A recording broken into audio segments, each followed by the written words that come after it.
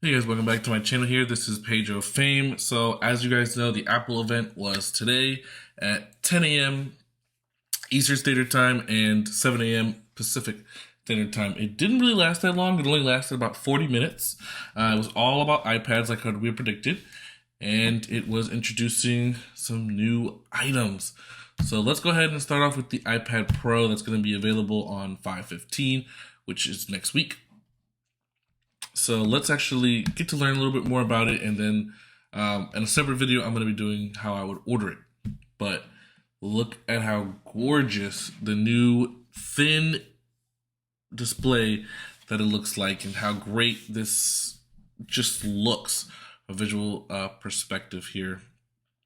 So for the 13-inch model, it is 5.1 millimeters, super thin. The Ultra Retina XDR, which means it has OLED technology.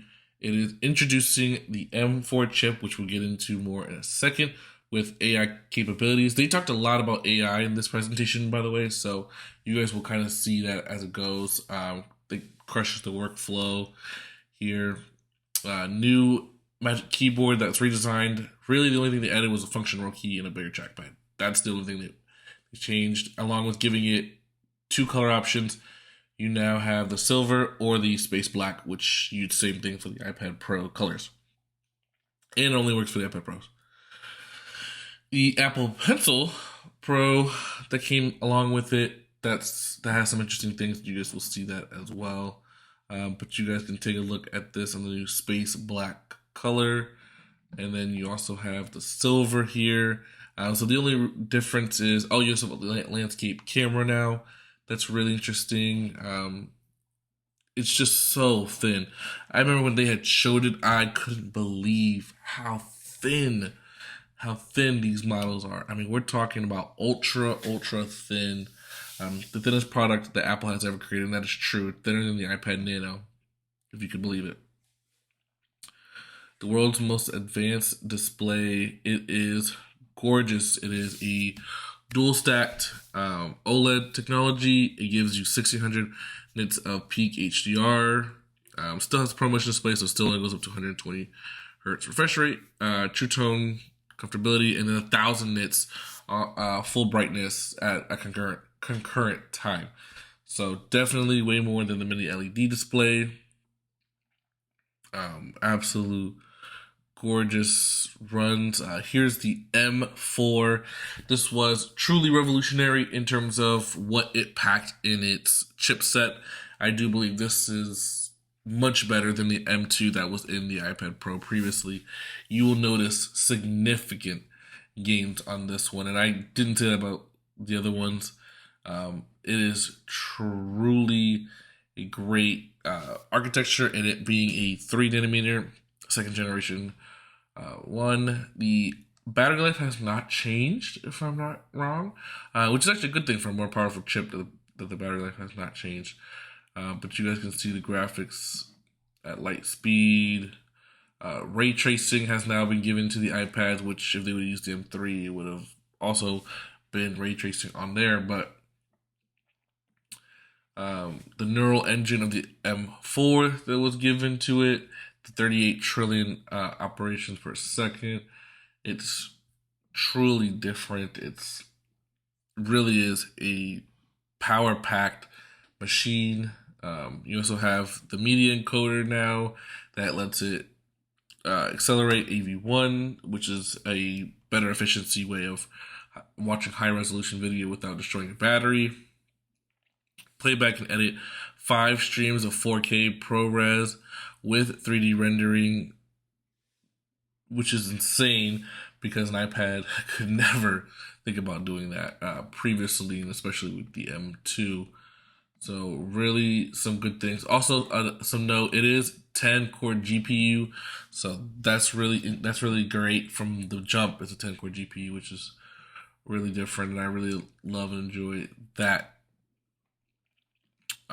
So you have the Apple Pencil. So the Apple Pencil here, the only new things are that it's called the Apple Pencil Pro for one. It's squeeze, still not different tips. I don't know why they haven't decided to do that, but they still have it. They gave you the squeeze feature, which brings up a new palette of things that you can switch between.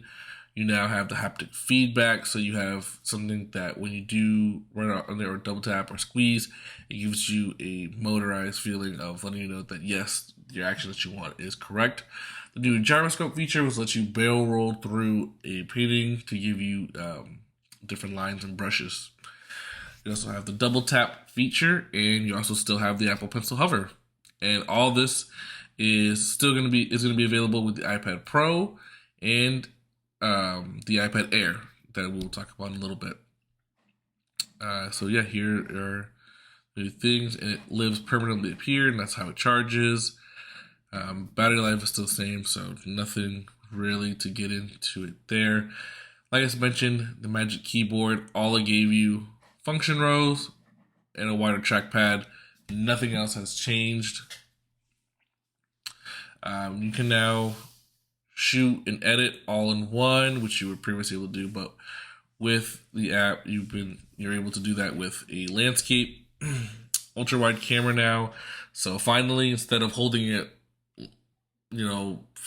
up and down horizontally, you can now hold it landscape side, and you are now able to have the ultra wide on there to give you center stage, studio quality mics, 4-speaker sound system for rich audio.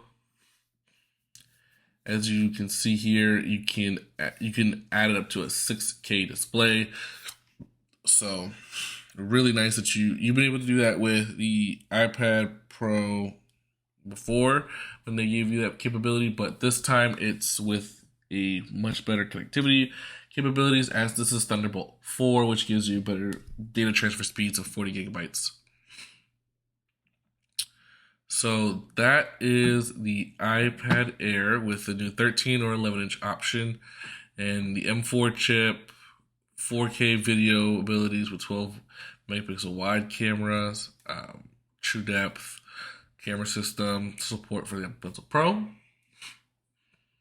So let's get into the Air.